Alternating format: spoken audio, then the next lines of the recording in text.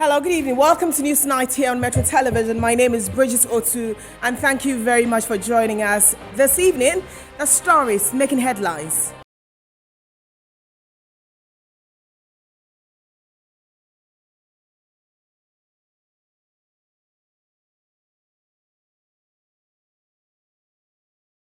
Dom Kwabenya MP Ajwasafo says revocation of her appointment as gender minister will help her focus on her parliamentary responsibilities.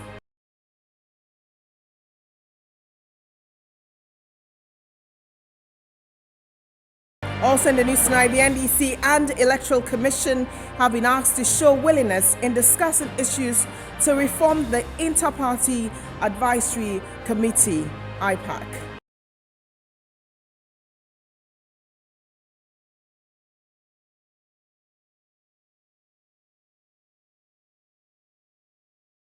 We'll also tell you why the size of your bowl of kenke has reduced as business laments the impact of tariff increments on their operations.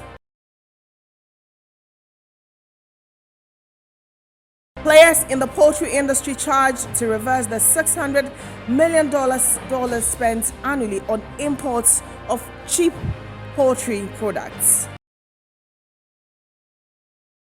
And in news from elsewhere, Raila Odinga rejects results of Kenya's presidential election, saying that the figures announced on Monday were null and void. We have details of these stories and more all coming up in the next 60 minutes. Thank you again for joining us.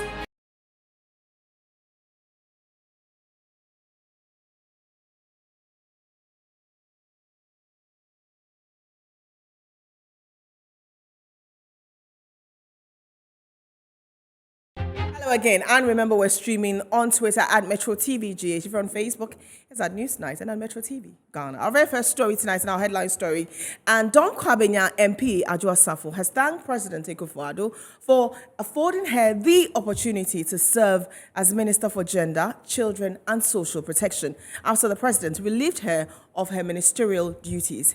In a letter dated 5th August 2022, the former gender minister said this is an opportunity or an opportune time to focus on her constituents. President Akufo-Addo revoked the appointment of Sarah Adwa-Safo as Minister for Gender, Children and Social Protection on Thursday, July 28th.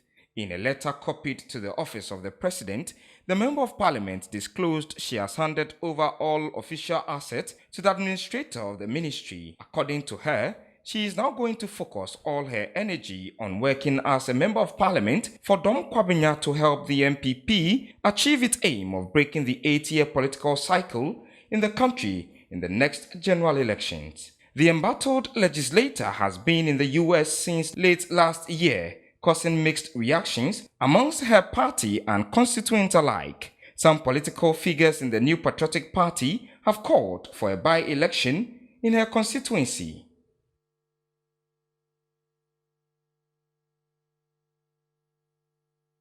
And we're engaging the former Member of Parliament for Kumbungu, Ras Mubarak, on this very issue. And very good evening, and thank you very much for joining us.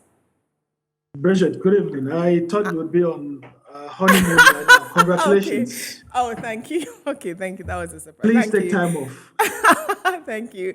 I mean, you were first to raise the question of the absenteeism of the 3 MPs, including, Grace Accra, Regional Minister Henry Quartey, and also Kennedy Ejapon. And then now you see her basically accepting. What do you make of her decision to accept and say focus on her parliamentary work? Is that to suggest that she's worried about what could come out of the investigations? Well, the reality is dawning on her. I feel sorry. I mean, Ajosafo obviously had a very promising career. One of the young, brilliant female politicians in our country. So it's quite sad that she's thrown all of that up in flame, and in a country where, the male gender dominates our politics. It's sad when things like this are happening to a female politician. But I think she's brought all of this. She's brought all of this on herself.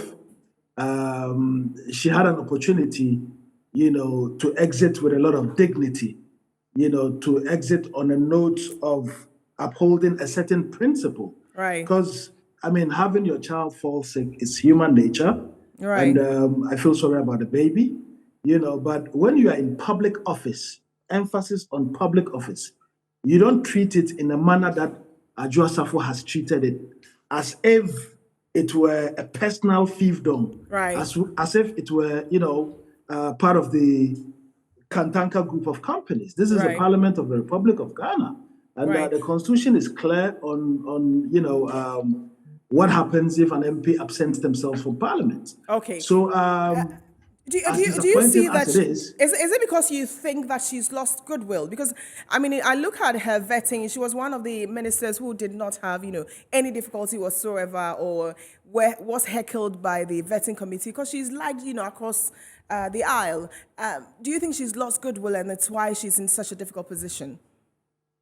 Well, she's lost, respect and goodwill in the eyes of right-thinking Ghanaians who are appalled by the fact that a public officer whose salaries, whose emoluments are being paid for by the suffering masses, to behave in a manner that she has behaved. Right. That you could hold on to a job for over a year, still receive salary. Bridget, if this happened to you, you would lose your job. Right.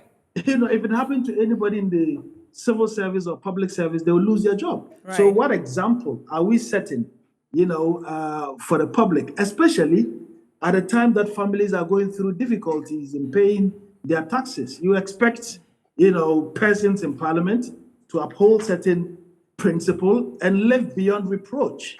Human nature, your baby is not well. The more reason why you need to step aside, focus on giving your 100% attention to baby and family, so that somebody else can represent the people of your constituency. Okay. But you can't hang on to the job as if it were a fiefdom. So I don't feel any sympathy, for her in that regard. I respected her so much and thought she was very, very principled. But clearly, this is an example of someone who lacks, a principle. Will her acceptance in any way influence the decision or the pending, decision that's it should not, and I would be extremely disappointed if it does. If the Domi Kwabena seat were not to be declared vacant, and I say I'll be extremely disappointed because she's had every opportunity constitutionally to appear before the committee and state her case. And she actually treated the committee with disdain, with disrespect, and I don't expect that, they would treat her any kindly than that they already have. Because, this is something that we should be done and, dispensed with alacrity, as soon as possible, so that the people of Domi Kwabena can have representation. And I also think that it affords other political parties an opportunity to test their popularity in Domi Kwabena. And I would encourage everyone who loves Ghana, to actually push for the right thing to be done. We can't have these things happening when MPs clearly decide they would not respect the Constitution. Okay, all right. When other junior officers do it, we would have very little, or no basis to blame them or to blame them or to, reprimand them for indiscipline. Right. What she has done is nothing but an act of indiscipline. All right, Ras. Thank you very much, Ras Mubarak. We'll leave it here. Thank you, Bridget, and congratulations once again. Thank you. Okay. We'll continue with the rest of our stories now. And for many political watchers, the government party's inability to secure a clear majority in Parliament could be responsible for the difficulty in passing many government policies, resulting in an economy that is failing. But for others, the government has had its way despite this challenge. The following story takes a look at how the hung in Parliament, or the hung Parliament, has affected government programs. A hung parliament and a failing economy, a situation that has put government's programs in disarray. The e-levy was said to have been the panacea to government's revenue mobilization challenges.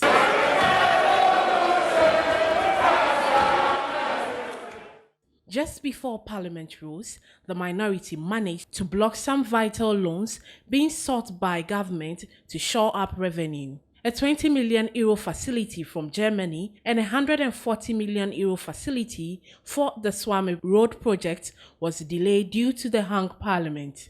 3 rating agencies, Finch, Moody's, and S&P recently lowered Ghana's economic outlook into a junk grade. This has sparked discussions on the current structure of Parliament in relation to government's ability to pass through its programs, especially on raising revenue. For many who sit in government, the minority's position on some programs sent to Parliament has impacted negatively on government's ability to run the economy efficiently. Not necessarily opposing everything that comes up by the government, but to try to help scrutinize and then inform the populace as how far the government is running the country. That is basic.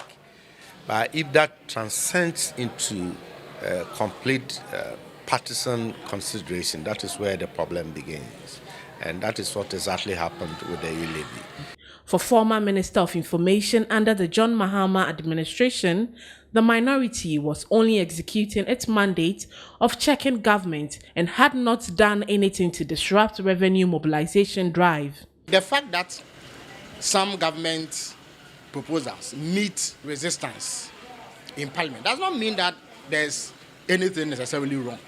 It simply means that the legislature, which has its own responsibility to ensure that the government does good by the people, is up to its responsibility and is living up to expectation. But I do not see any exceptional evidence to suggest that this Parliament has in any way, shape or form disadvantaged this government. Perhaps people are referring to what happened during the e-levy. But the e-levy has been roundly rejected by the people of Ghana.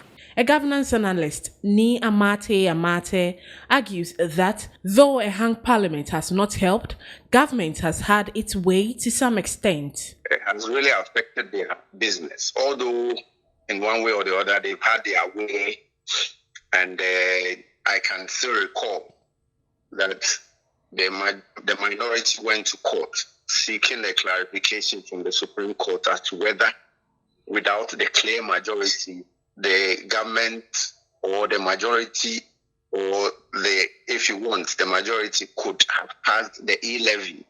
Okay. And the thing is still in court.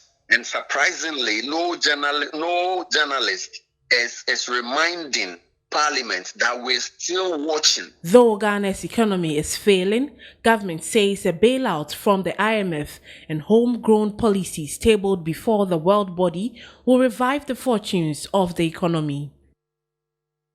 Governance expert Kwesi Jonah has called on the Electoral Commission and the NDC to show willingness in discussing issues to reform the Inter-Party Advisory Committee, IPAC. According to him, there's no meaningful IPAC without the participation of a major political party like the NDC, and such squabble will not make Ghana's democracy prosper. In March 2020, NDC boycotted IPAC meetings following the failure of the committee to grant the party's request for the EC to postpone all future meetings indefinitely due to the COVID-19 outbreak. The NDC, after a series of consultations, proposed some electoral reforms which the party believes are geared towards restoring the credibility and integrity of Ghana's electoral process. After delivering the document to the EC's headquarters in Accra, the EC directed the opposition party to discuss its proposal before the Inter-Party Advisory Committee, of which the NDC refused. However, Director of Elections of the NDC, Elvis Efriye Ankara, believes the EC deliberately and consciously took a stance. Since Madame J. Mensah and her people took office, they have consciously, deliberately, and consistently taken a stance and a posture. And they have never, and I'm never, ever taken any inputs from the NDC. Our presence at IPAC had become meaningless. And at the end of the day, if you sit there and decisions are taken, then you will now you'll be justifying them, you'll be giving credibility to those bogus decisions. According to him, the party will use appropriate approach to deal with electoral reforms. We've met the Peace Council. We've actually met another species of the Peace Council with the MPP's General Secretary and Chairman. Our Chairman and General Secretary have met the MPP's General Secretary and Chairman. IDEG has made several moves. We've met them several times. CDD. All these people have made overtures to the EC. The EC has refused to meet them. That woman, she has refused. And let me quote Nkrumah. He says, Ghanaians are not timid people, as has been suggested in the foreign press. Far from it. They may be slow to anger. They may take time to organize and act. But once they are ready to strike, they strike, and strike hard.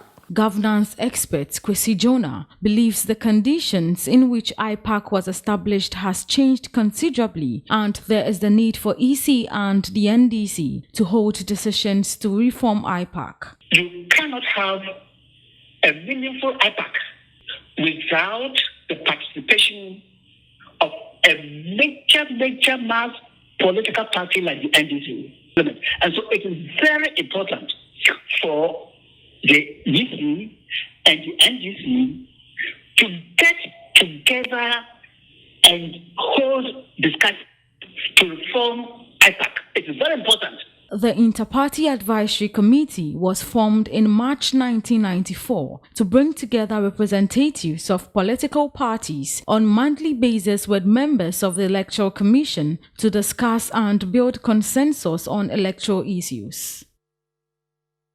Right, let's talk about my producer's favorite, and it happens to be my husband's favorite as well. Kenkey, he eats it Monday to Sunday. And kenkey continues to be the favorite food of many Ghanaians, including my producer here in Accra. Consumers say they have observed a shrinkflation in the size of the kenkey they buy. Though they pay the same size, they have noticed a reduction in size, compelling them to buy more. Vendors say they now have to pay double the amount they were previously paying to buy a bag of maize and transport it to Accra for their businesses. There's more in the following reports.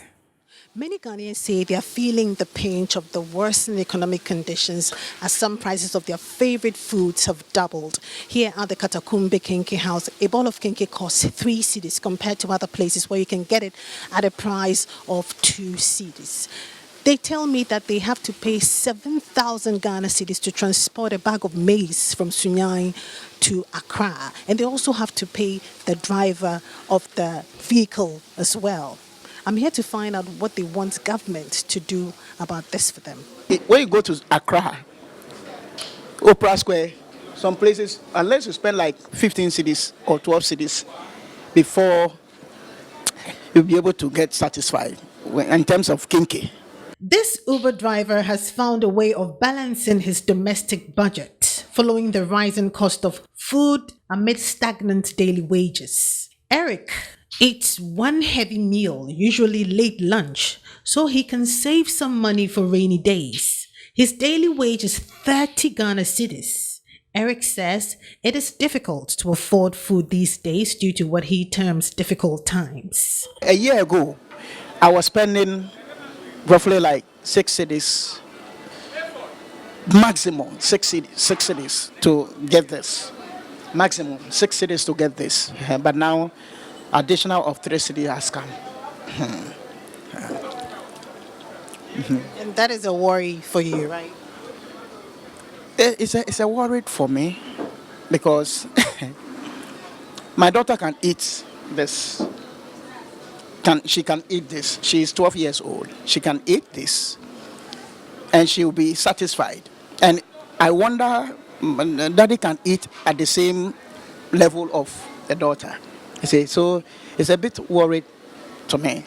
This kenkey house at Osu has become Eric's favorite place because he can spend less than 10 Ghana cedis on food. At another kenkey house in the same vicinity, a bowl of kenkey costs 3 Ghana cedis. Here, consumers say they sometimes have to buy kenkey without fish, or if they're lucky, the vendor fries an egg or gives them 2 tiny fried fishes for free. The owners of these businesses say the high cost of maize and transportation have had a huge effect on the price of kinky. How much do you buy a bag of maize for? Okay, if from Sunyani, even say transport to Sunyani to Accra here, they collect a bag of maize is 35 cedis before you pay those who they take from the car to my warehouse. Then they will collect 10 cedi before. So the expense is too high. So now you're paying double for what you used to pay for. But first, there is not. I mean, first, if they took maybe 3 cedi and those things, and then a bag of maize from Sunyani to Accra here, they collect 10 cedi. But now it's 35 cedis. That's how much you pay for transportation. Yes, the transportation is 35 cedis now. But how much do you buy for a bag of maize? Okay, moreover, the man who supplies the maize, now he said, now from that place is 700. And I have workers, supposed to pay the workers and those things, or the way things go high, for increase the workers they are paid, but you won't get so much money to, pay the workers too. So, but even though we are adjusting ourselves to handle the work. If the government reduces the fuel, everything will come down. Owners of these businesses I spoke with just want one thing done for them, which is a reduction in fuel prices. They believe if this is done, they will spend less on transportation. And small-scale enterprises are warning of dire consequences for their businesses if the Public Utilities Regulatory Commission, PURC, goes ahead to implement an upward adjustment in utility tariffs. My colleague, Esther Ejapon, who has been speaking to business operators, reports that despite some reliefs for lifeline consumers, their businesses will still be affected. The last major review of tariffs was done in 2018, which resulted in a 17.5% reduction for residential and 30% for non-residential in electricity tariffs. The new increment is 27.15% for electricity and 21.55% for water. Inflation is soaring. Fuel prices are soaring. Transportation is soaring. Food prices are soaring. Now, just yesterday, the PURC indicated that utility tariffs have also been increased. What is the plight of a business owner in Ghana, especially those who use water and electricity daily to run their businesses? We speak to some of them and hear what they have to say. We sell our kinky for 2 cedis. Now we have to increase it to 3 cedis. All our customers keep complaining. We've begged the government that he should reduce everything so that everything becomes moderate. If we say we'll increase water, we can't survive. So as for that one, it's a no. We use lights for milling corn all the time too.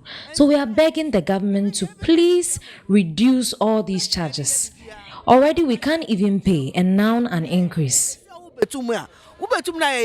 Nicholas, a washing bay operator, says even the continuous flow of water has been a huge problem for his business. The system is hard now. Honestly, it's hard. So if they can do something about it, they should come down, talk to the Ghana Water Company. And actually, the water doesn't flow much. Also here, we have water issue. It doesn't flow much. If it flows and at the end of the month, you can get throughout the month water flowing and paying maybe 3,000, 4,000 for Ghana water, you don't have a problem. But here it doesn't flow. So even within a month, they give you a bill like 15,000 or maybe 5,000 or 2,000. You have to buy extra water from the tankers, which is going to be high. That is our problem we face here. So if something can be done about it, we will love it. Salons also say they'll be heavily affected.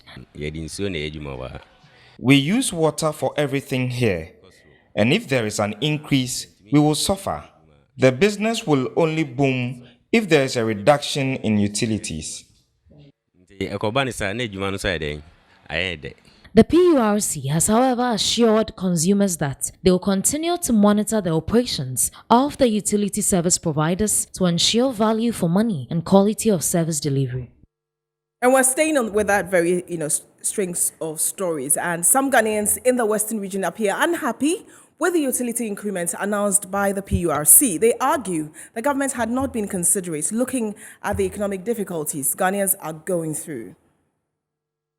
The Public Utility Regulatory Commission announced a 27.15% increase in tariff for electricity and 21.55% increase in water tariff effective September 1, 2022. This comes after utility companies, including the Electricity Company of Ghana and Ghana Water Company Limited, proposed an increase in tariff by 148%, 334% respectively. PURC, however, explains that the decision was arrived at after rigorous analysis and extensive consultations with industry players, as well as an assessment made of the economic conditions of consumers. The increment therefore means water and electricity bills will go up in the coming month. This development, the Commission noted, is to aid the companies delivering the utility services to stay in business and offer quality service to consumers. But the increment appears extremely disturbing to many Ghanaian consumers, including middle-class income earners who feel overburdened. We suddenly had an increase from 20-something% to another. But what we are witnessing is that this is going to add up to the already existing hardship. We were just within COVID trauma. The government had a lot of policies which is in the break. It's not able to raise enough funds domestically to be able to do that. And so coming again with another increase, Ghanaians are really worried. This tariff is going to create a lot of problems because already we know that the economy is very bad and the youth are not getting jobs to do. So once there's an increment in any of the utilities, it's going to affect the young guys and also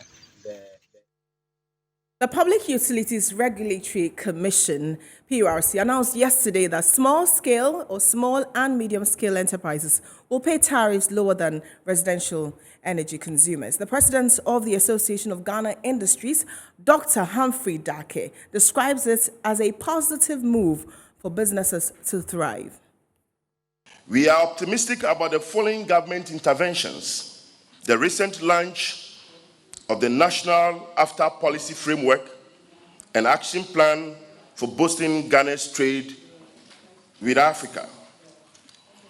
Yesterday, electricity tariffs reviews, which have indicated a partial reversal of the cross-subsidy principle, is well acknowledged.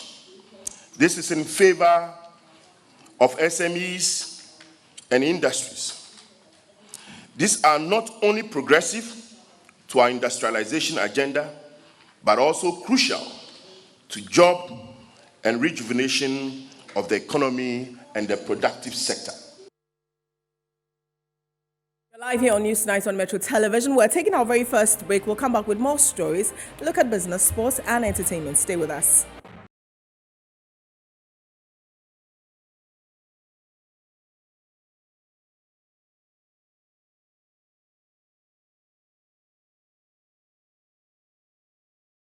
Welcome back to News Night here on Metro Television. We're streaming on Twitter at Metro TVGH. On Facebook is at News Night and at Metro TV Ghana. We continue with the rest of our stories. And traditional rulers in a Hunter traditional area have rejected claims that frozen foods firm La Bianca Company has flouted the law in the discharge of its operations at the port.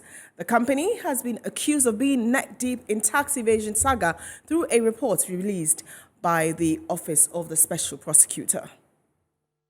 The traditional rulers representing a Hunter Traditional Council issued a stern warning against any attempt to undermine the Chief Executive Officer of the La Bianca Company, Eunice Jacqueline Boa Asomahine. At a press conference, the Traditional Council members expressed shock that even when the Commissioner of Customs, Colonel Retired Kwejo Damwa, had openly rejected the claims made by the investigators and against any wrong perpetrated by the Chief Executive Officer of La Bianca, several media accounts continue to insist wrongdoing. The chief of Ahanta, who addressed the press conference on behalf of the paramount chief of Ahanta, Otumfuo Bedubonso, stated VASTEC has observed with disdain the misrepresentation of the fact in granting of such concessions. Honorable Mrs. Minister who is a distinguished daughter and royal of Ahanta, is a law-abiding citizen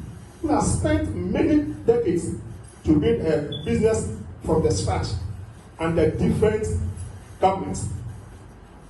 With a business establishment providing hundreds of people both in and out of the western region with decent direct and indirect jobs. She has over the years played her part in the development of Ahanta and Ghana in all the roles that she has found herself in.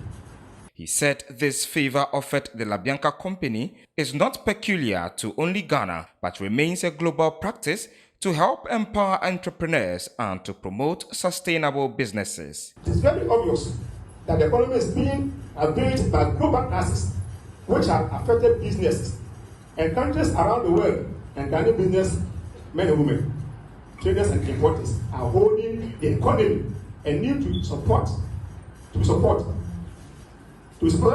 by the government for their businesses to thrive. The chiefs also stressed the significance of tax incentives to the growth and operations of companies, including LaBianca. We want to passionately appeal to the government to consider the following. 1. Reduce heavy taxes and duties for importation of goods for Ghanaian businesses to thrive in these challenging times. Let's talk about the former president. And 6 victims involved in the Apiati explosion disaster are still in critical state 8 months after the incident. On a visit to the area, former President John Dramani Mahama sympathized with the affected persons and called on the state to hasten the process of compensation for the affected families. Former President John Dramani Mahama on Tuesday visited the victims for the first time since the incident. The victims, some of whom have been maimed for life, explained their daily difficulties. The former president, in responding to their concerns, said it will be a deal for the state to compensate them.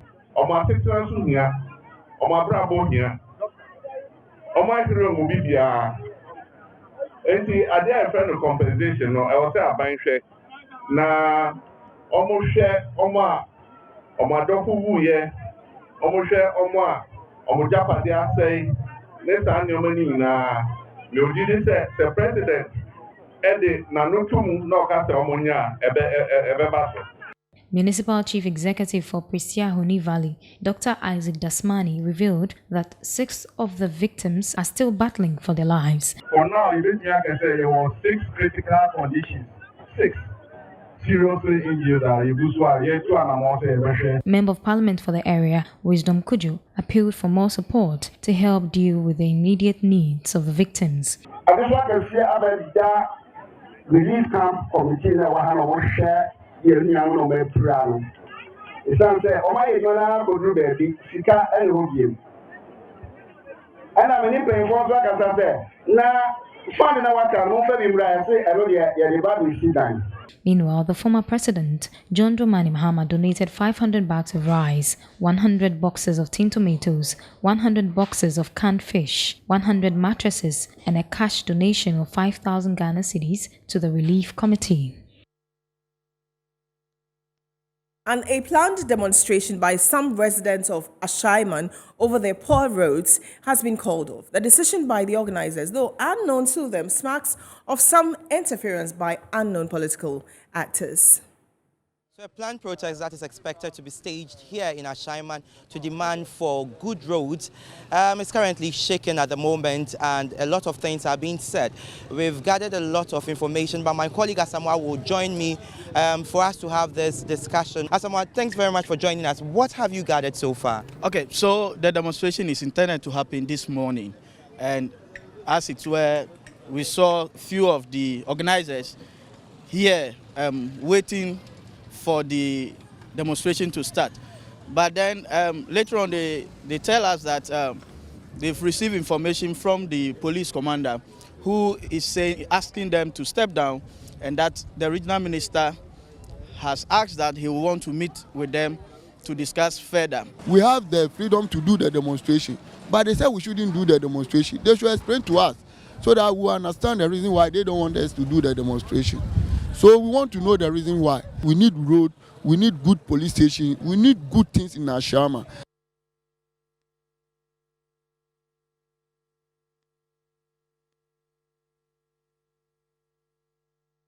We're taking a very short break. We'll be back with the latest in business. Winston Taki is already here.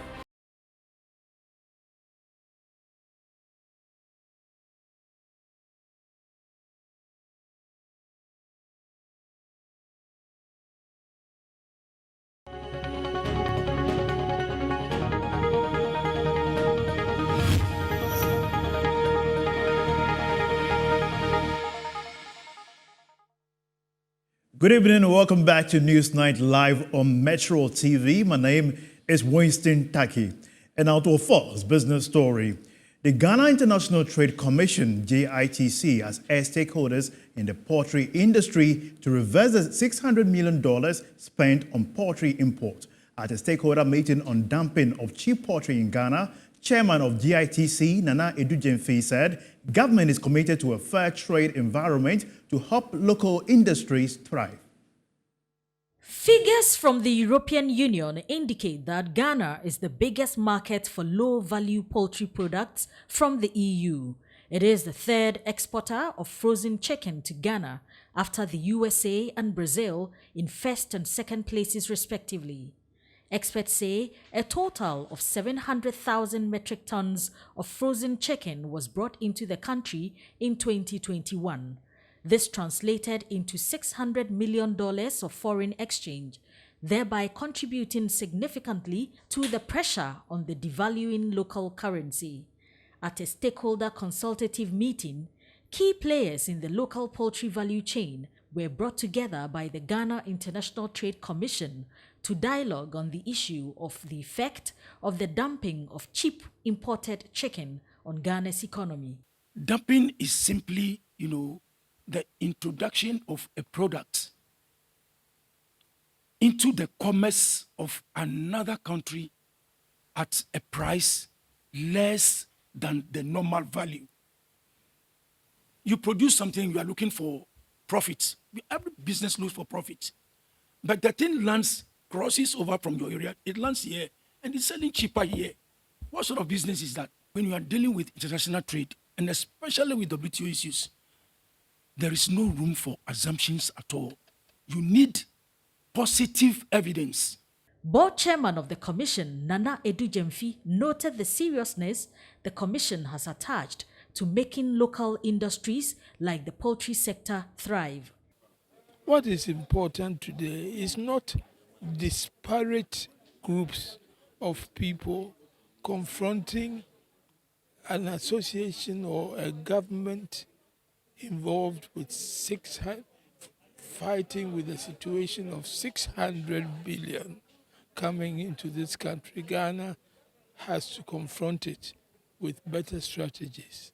So GITC, in respect of industry, is one of the bodies which have emerged to deal with problems of industry. As I've said, this is a leading problem of industry. If it is so, then GITC would like to be of leading assistance to such a body. Victor Poijay is president of the Ghana National Association of Poultry Farmers. He prayed this meeting would not be another talk shop. There is a need for all stakeholders to come again to discuss this issue because there were a lot of education and insight in this meeting. So it shouldn't be a one-day wonder. We need to continue with it to make sure that it has a positive ripple effect for the poultry industry. The U.S. poultry sector provides $31.5 billion in government revenue, and Ghana hopes to revamp its local sector in order to boost its own economy. Now, away from that, on Wednesday, 17th of August, the Monetary Policy Committee of the Bank of Ghana will hold its emergency meeting to review recent developments in the economy. Meanwhile, the Association of Ghana Industry says the BOG should consider maintaining the policy rate in order to spur up business growth in the medium to long term. Our expectation is that the BOG should not increase the policy rate. The times are rough. Allow the supply interventions that are coming in. But we know what the depreciation is doing, and therefore they are pushed because there's lack of hard currency, the dollars, to meet the demand. That's why we are saying go back to the basics. Go back and aid the productive basis for export. So release the productive base, take the taxes off, reverse the benchmark values. You've demonstrated the tariffs. That automatically will aid the productive base. And all companies that are important, we have capacity on the local grounds to produce, will automatically reverse. And that will lower the pressure on the dollars. They will not bring finished product to meet their market share. They will rather go and bring raw materials, which will be tax-free at the base, and produce and create jobs, and then you can tax them. It's a difficult part, but that is the only way they can get it done. So we do not expect the monetary policy to jack up the policy rate. Rather, through intervention, they should do these reversals and give it 6 months. You see the productive base will change, and then manufacturers will go in, they'll import raw materials at free taxes, and the production will start. Now, Trade and Industry Minister Alan Chirmantin says government will progressively reduce the benchmark policies until it is totally abolished in a year. He said this to enhance industrial growth. The development of the private sector has been recognized as the means to accelerate the rapid industrialization desired by the developing countries. In this light, Ghana embarked on the Structural Adjustment Program in the late 1980s, which gave prominence to the private sector as an engine of growth in the country. Since then, other policies and programs have been instituted by successive governments to make the private sector flourish and drive the country's economic prosperity. Speaking at the 5th Ghana Industrial Summit in Accra, the president of the Association of Ghana Industries, Dr. Humphrey Eyim-Dake, expressed optimism about the impact of the sector. The private sector generates nearly 80% of jobs, funds about 60% of investments, and provides over 80% of government revenues, making it a viable and profitable investment spot. Currently, investment in Ghanaian industry is unpredictable, considering our prevalent economic dynamics. No country industrializes without deliberate policies and programs. The Minister of Trade and Industry, Alan Chirmantin, assured the industry that the benchmark discount policy will be fully completely abolished by next year. The issue of benchmark policy has been discussed extensively with the private sector. Together with the business community, we took a decision that the reduction in benchmark value is not a sustainable policy if you want to grow your industry. But then there was a reason why the policy was introduced in the first place. So we agreed with the private sector that will progressively reduce the percentage of reduction in benchmark values. What I hear. That'll be all for business here on Newsnight. My name is Winston Taki. We'll be back with sports with Phil John Korte after this break. Stay tuned.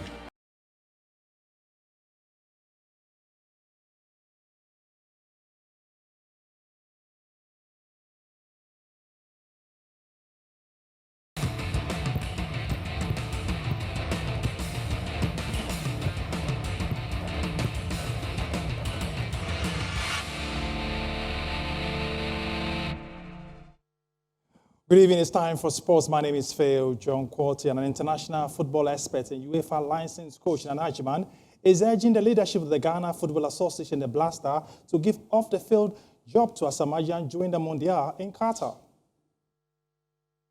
Well, I admire his tenacity and the desire to continue playing for the Ghana Black Stars. It's in his blood. It's in his DNA. I mean, that's why he's the best striker that Ghana has ever produced. But I think now, even though his spirit is willing, his flesh is seriously weak. And I think by his own admission, he has started training, but until he starts playing competitively, he won't know how his body is going to actually react. Yes, it's happened before with Roger Miller, but we're talking about 2 years of non-activity, really, and with just 90-odd days to go, I don't think that he can make it because, you know, we must have a criteria that is based on appearances. And how many appearances will he have at the local level to warrant his selection into the Ghana Black Stars? I don't think it will be significant enough. As well as appearances, we also have to look at his form as a criteria for selection as well. His form is well below par as it stands right now, and I don't think he has sufficient time to really get back that terrific form that we've seen him produce in 3 successive World Cups. I don't think he will make it. I think he would provide good inspiration if he's a part somehow of the delegation that goes to Qatar in the World Cup. But I think in terms of his contribution as a striker, I think it's a no-no. Well, away from that, today, medalists at the just-ended Commonwealth Games have been meeting the sports minister here in Accra. At the ceremony, Deborah Akwa, who picked the bronze medal at the long jump, indicated that she's not quitting the sport. So I actually said that because I was going to be done with school. I'm now doing my master's and I'll be done in December. So by then, I wasn't talking to agents and I wasn't getting support from anybody. And I can't depend on my scholarship money, and like I said, I'll be done in December. So after school, I have to look for a job and I have to be taking care of myself. So I can't be taking care of myself and then be doing track at the same time.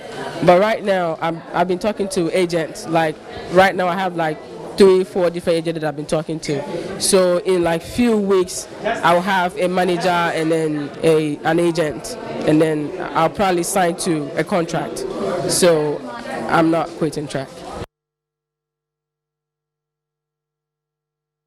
Well, meanwhile, the sports minister, Mustafa Yusuf, has officially welcomed Ghana's delegation back to Accra after the 2022 Commonwealth Games in Birmingham. He says that the government will do the needful. On behalf of His Excellency, the President of the Republic, Nana Addo Dankwa Akufo-Addo, congratulate you all, those of you who represented Ghana, not only those who won medals. The athletes who represented Ghana, all of you did so well for this great country. We see it, government see this opportunity as a huge opportunity for you to give in to Ghanaian athletes, for you to show what we can do. And a number of you won us medals. Unfortunately, we could not get gold, but we had silver and bronze. And I know the next Commonwealth Games or the next Olympic Games or the next any international tournament that will go, we will improve on our performance. But let me let you know that His Excellency, the President of the Republic and the government is proud of your achievement. Mustafa Yusuf is the Youth and Sports Minister welcoming Ghana's delegation that went to the Commonwealth Games in Birmingham. That's your sports. My name is Phil John Quarty. Up next, Showbiz.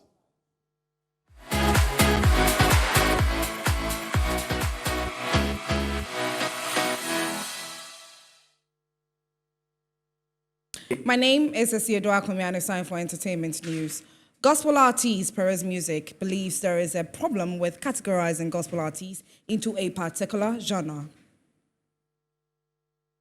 I think there's a line between them, but it's almost like unseen. There's a very thin line between them. Now, if we take the likes of the late Danny Nete, right, and we take Ma Music, he's one of the fathers of the contemporary music, and I'm an urban gospel music. I could switch what he does into my urban music. Recently, I did something with Joe Metals Kadosh, and I think it's contemporary, but I switched it, and it's that easy. So I find them as like siblings. It's not too different. They are like subgenres of the gospel. The gospel is big, and they are under. You have traditional gospel music, you have contemporary, you have urban, where you have the rap and all of that. And the contemporary, I don't find a big difference. I think it's just, how can I put this? When you listen to the sounds, you can tell this is contemporary and this is urban. You can find that out with the beats and then the kind of styles that you find in there. Well, the video you just watched was Belak 360 saying both urban and contemporary gospel music are the same. But that's it for entertainment news. My name is Isiodua Akumia. Bridget? Thank you very much, Isiodua. Now let's look at international stories.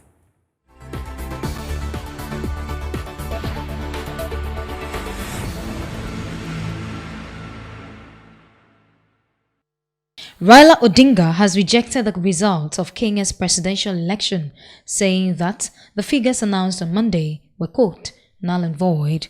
According to the official result, Odinga narrowly lost to Deputy President William Ruto. He accused the head of the electoral body of a blatant disregard for the constitution. Making his remarks in front of supporters in the capital, Nairobi, he said there was neither a legally elected winner nor a president-elect. The 77-year-old long-time opposition leader was running for president for the 5th time. He has challenged the results in the previous 2 elections. More than 500,000 tons of grain have been exported from Ukraine across the Black Sea since the beginning of August, since Ukraine, Russia, Turkey, and the UN agreed to open the Black Sea route at the end of July. 36 passages have been approved, adding, the UN says 21 ships left Ukraine for the Bosphorus Strait and 15 moved through the channel in the direction of the war-torn country. And that's it for News 90 on Metro Television. Thank you very much for joining us on behalf of my producers and director Solomon and Abdullah and our floor manager Jennifer. We say thank you. See you again tomorrow. My name is Bridget Otu.